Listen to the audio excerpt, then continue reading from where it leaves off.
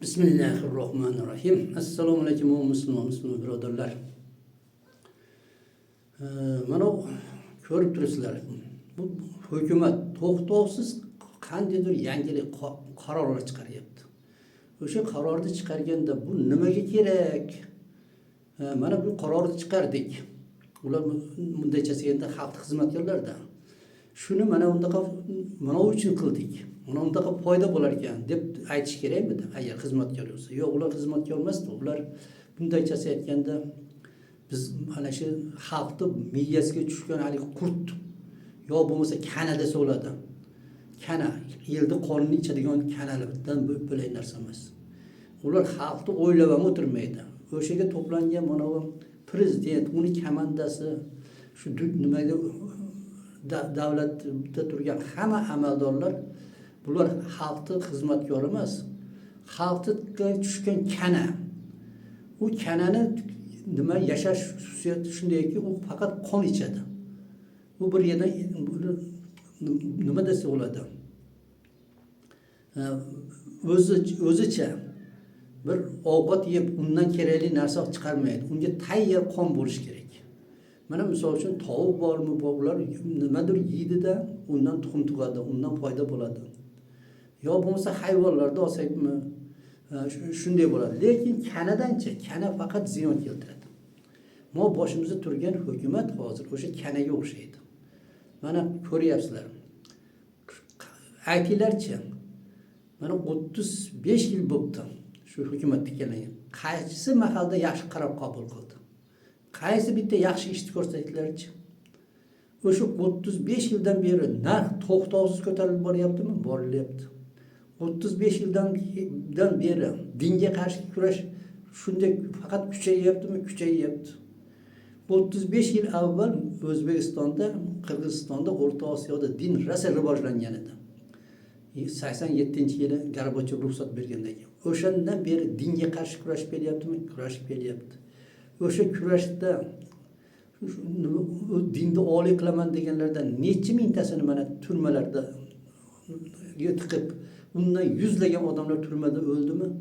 Ularda 20 yildan ortiq o'tirganlar 1000 ga oshib ketdimi? Qanchasi tashqarida qolib, eplab bir yoqqa qochib qutulay desa, o'sha yerlarga borib otib kelyaptimi? Endi shundan beri elga qilgan bir foydasini gapiradigan odam bormi? Ko'rsatinglarchi. Mana biz o'sha 90-yili keldik. Qiyinchilik edi. Mana qutulib chiqdik. Yo'q, 90-yilda o'sha nimada ozod bo'lganda bitta ishsiz yo'q edi. Bitta o'zbek, qirg'iz bu nimadan Moskvaga borib ishlaydi emasdi. O'shandan beri to'xtovsiz o'sib boryapti. Borgan sari o'sha nimada Rossiyada zulm ortyapti. O'liklar ko'proq kelyapti. Ilgari haligi nima halokat bo'lib nima deb qo'ydim. Nima kutilmagan bir ish bo'lib qolib, birov mosh nimadan yiqilib o'lyapti yuqoridan nimada balandlikdan. Mashina urib ketyapti, boshqa ishlar. Endi mana nimalar amonlar kirib shunaqa urib o'ldiryapti. O'sha Rossiyada itni urib o'ldiradigan bo'lsa javobgarchiligi bor. Lekin mana o'zbek, qirg'izni o'ldirganda javobgarchilik yo'q. Borgan sari yomonlashib ketyapti. Nimaga yomonlashib ketyapti desa, sababi, eng katta sababi shuki, bu boshimizda turgan bu Allohning la'natiga qolgan mana bu kufr tuzum, harom tuzum, najas tuzum. Bu tuzum Allohning 30 bora Qur'onni inkor qilib najas qonun chiqargan. O'sha bilan hukm qilib hamma najasga bostirayotgan tuzum. O'shandan yaxshilik kutib bo'ladimi? Mana shu domlalar chiqib aytsinchi. Mana bizni chiqargan konstitutsiyamiz mana shu to'g'ri deb aytsinchi. Aytolmaydi. Lekin o'shamada soqov shayton bo'ladi. O'sha kim Alloh nozil qilgan din bilan hukm qilmasa, u kofirdir deb oyat turibdi. Olovdin Mansur nima chiqargan, fatvo chiqargan. Kim Alloh nozil qilgan din bilan hukm qilmay, o'zicha qonun chiqarsa, u o'zini Xudo deb da'vo qildi. Kim uni tasdiqlasa, uni Xudo deb tan oldi degan. Mana shu hujjat. Endi mana bu nimani boshimizda turgan tuzumda najasmasligini isbotlab beradigan birorta domla chiqib aytchi. Yo'q, bu najas. Allohning la'natiga qolganlar chiqargan qonun. Unga Allohning la'natiga qolgan prezidentlar qo'l qo'ygan qonun. U ya'ni Allohning la'natiga qolgan o'sha qonundan foydalanib musulmonlarni azoblayotgan sud, prokuratura, mana bu militsiya deysizmi, yo DXmi, umuman tuzum hammasi Alloh la'natlaganlar. Ular Alloh la'natlaganlar shu qonunni chiqardi. O'sha qonun orqali mana to'xtovsiz odamlarga zulm qilib kelyapti.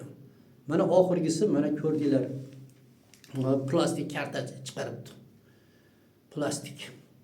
Mana bir qarab qo'yadi, mana bu nima 15 minutdan ortiq ololmaydi-da, hali bor ekan. Plastik karta chiqaribdi. Shundan elga nima foyda kelyapti? O'shani chiqargandan keyin bular o'zi bizni xizmatkorimiz bo'lsa, bizdan so'rab ko'rish kerak edi. Yo'q, o'zi so'ramay qo'yganda chiqargandan keyin mana bu qarorni chiqardik. Mana shunchalik foydali. Shuni qilaylikmi, qilmaylikmi deb so'rash kerak edi agar xizmatkor bo'lganda. Yo'q.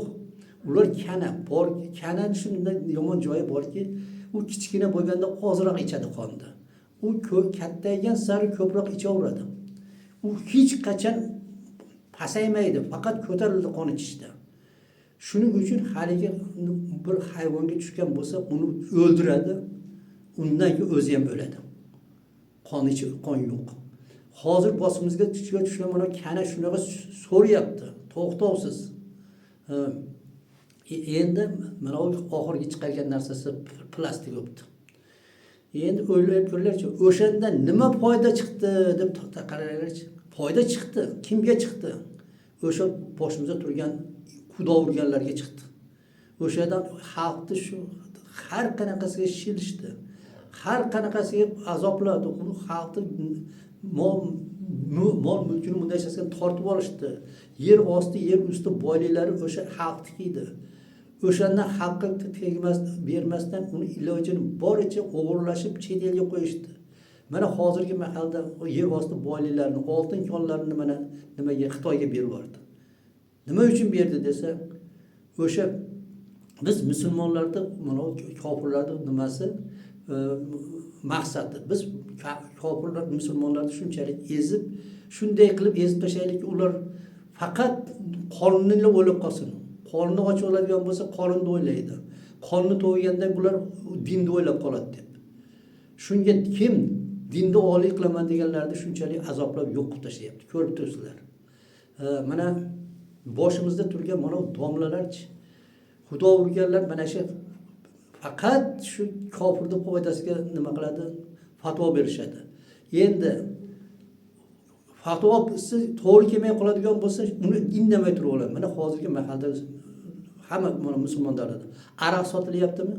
Qur'onda haromligi aytilganmi? Mana bu sutxo'rlik ketyaptimi? Qimorchi, xonachi, fohishalar hamma yo'lda bosib ketdimi? Endi tungi klublardachi shularni bir og'iz gapirganini eshitdinglarmi? Endi xolis Sojon degan nima chiqibdi? Xudo urgan. Yana chiqibdi u ish xudo urgan. Bir yerda qimorxonada deydi, ayollar deydi, hijob kiyib olgan deydi. O'sha yerda qimor o'ynayapti deydi. Nimaga deydi shuni gapirmaysizlar deydi. Endi hay qimor o'ynayotgan hijob kiygan qimor o'ynayotgan ekan. Va o'sha qimorxonani enayni eriqib bo'lganmi mana bu nima deb qadariga zavojni eri bo'lgan mana bu prezidentning sen qotada yurgan o'sha ochdi uni. U yerga borib hijoblik o'ynagan bo'lsa gapirmaysanmi deb gapiradigan o'sha bor-ku. Nimaga gapirmaydi? Sen ular mana shu nimalar, domlalar poyab turibsanmi shuni gapirmasdan bo'lmasa? Ko'ryapsizlar, qaranglar. Shuncha qancha buzuqchilik bor. Endi bular osilgan narsasi nima? Yuziga niqob qo'yib olibdi.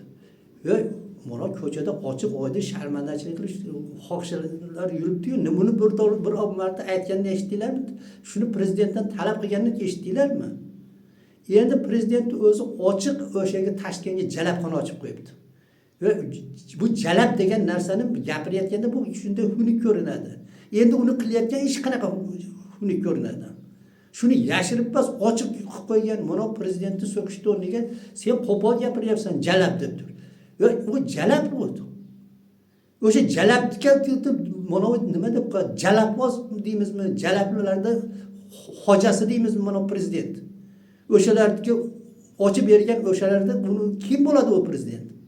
30 pora Qur'onni inkor qilib najas qonun chiqargan bo'lsa, endi hozir mana plastikni chiqarib turib elni yana ishlayapti. Odamlar plastikdan bunaqa qilyapti, bunaqa qildi deyishyapti. Va bu 30 pora Qur'onni inkor qilgan nimadan mana u Allohning la'natiga qo'ygan shu dayus xotinini bir oy qo'shib bera oladigan darajadagi iflos odamdan bundan bo'lay nima yaxshilik kutishinglar mumkin? Va bu tuzumda qanday shu tuzumdan bir yaxshilik kutasizlarki, Allohning 30 pora Qur'onni inkor qilib najas qonun chiqargan bo'lsa, mana Qirg'iziston, O'zbekiston ikkovi bir-biridan katta farq qilganga o'xshaydi. U yerda xalq nima prezidentlar nima qiladigan bo'lsa, harom ishini ko'rib quvlab boryapti. O'rniga boshqasini qo'yyapti. Lekin xuddi o'shanga o'xshagan kelyapti-da. Sababi u ham o'sha najas qonun bilan hukm qiladigan kelyapti. Mana oxirgisi kelgan, mana hozir bitta video chiqaribdim bu to'g'risida. Va butunlayla haligi nima desa bo'ladi, buni gap bilan isbot nima qilib tasvirlab bera olmaydigan ishlarni qilyapti. Sababi Alloh nozil qilgan din bilan hukm qilayotgan odamdan yaxshilik kutish bu. Mana bu nima qilib qo'pol qilib aytadigan bo'lsa, tualetdagi haligi najasni olib turib, qozonga solib, qaynatib, bunga haligi nima deydi, xushbo'y narsalardan qo'shib ovqat qilaman degan odam bilan baravar bo'ladi. U najas u. Mana bu qonun najas. O'sha tualetdagi najasdan hech ham farqi yo'q, undan ko'ra yomon bo'lsa ham. Bu najas qonundan bir narsa kutish yo ahmoqni nimasi kutgan odam yo ahmoq yo u shunaqa kofir bo'lib qolgan. O'sha kufr hukmga rozi bo'lib mana shunday yaxshilik kutyapti. Tushunish kerak edi, bu kufr qonun. Buni kim chiqargan bo'lsa Alloh la'natlaydi. Bu Alloh bizga to'g'ri yo'lni ko'rsatgan. Boshqa yo'llar hammasi noto'g'ri, boshqa yo'llar hammasi bu shunaqa haromga olib boradi deb tushunish kerak edi. Uni ustiga mana nima tog'ut shunaqa iflos ishlarni qildiki, hamma yo'qni ochib tashladi buni yomonligini. Mana fohishalar to'lib ketdi, qimorxonani ochdi, tungi klublar, mana bu aroqxonalar, endi kamiga mo jalabxonani ochib qo'yibdi-ya, ifloslar. Menga aytayapti, sen deydi, qo'pol gapirasan, jalabxona deb. Yo aytayapman, gapirish shunchalik qo'pol bo'lsa, o'shalarni qilayotgan ish shunchalik yomon bo'lsa, bu qanday yonni tasavvur qilib ko'rmaysizlarmi? O'sha yomon ish bo'layotgan joyga Allohning balosi yog'ilishini o'ylamaysizlarmi? O'sha gapirmaganinglar uchun shunaqa bo'lyapti. Bular tizib turadigan bo'lsang, Allohga diniga yordam bersanglar, Alloh sizlarga yordam beradi degan. Hozir Allohning diniga juda katta qism yordam bermay qo'ydi. Unga qarshi kurashyapti. Unga Allohga yordam beradiganlarni-chi. Mana 2200 ta imomda iblisning malaklari o'shalar elga uni teskarisini aytib, bular din dushmanlari deyapti. Din dushmani mana boshimizda turibdi. 30 pora Qur'onni inkor qilgan tuzum din dushmani bo'lmasdan nima bo'ladi bu? Agar shunday kutilsa bu nima deydi? Hozircha bularni mana zulm qilyapti. O'sha halok bo'lgan nimalar, qavmlar bor. Allohga shunaqa isyon qila oladigan bo'lsa, o'sha balo biz boshimizga ham kelib qolishi mumkin. O'sha kelmay turib tavba qilaylik, shularga qarshi kurashaylik. Bu haqiqatda aytaylik, bunday gapirib qo'rqmay. Bir marta o'limdan qochib qutula olmaysan. O'lim ikkita bo'lmaydi, lekin bitta albatta yetib keladi. Yetib kelganda bu dunyodan o'sha oxiratimizga bir nima deydi, mana u nasib olib ketaylik. Yana shu kofir bo'lib o'tib, yo bo'lmasa o'ta gunohkor bo'lib turib do'zaxga borishdan borib qolmaylik, jannatga harakat qilaylik. Assalomu alaykum va rahmatullohi va barakatuh.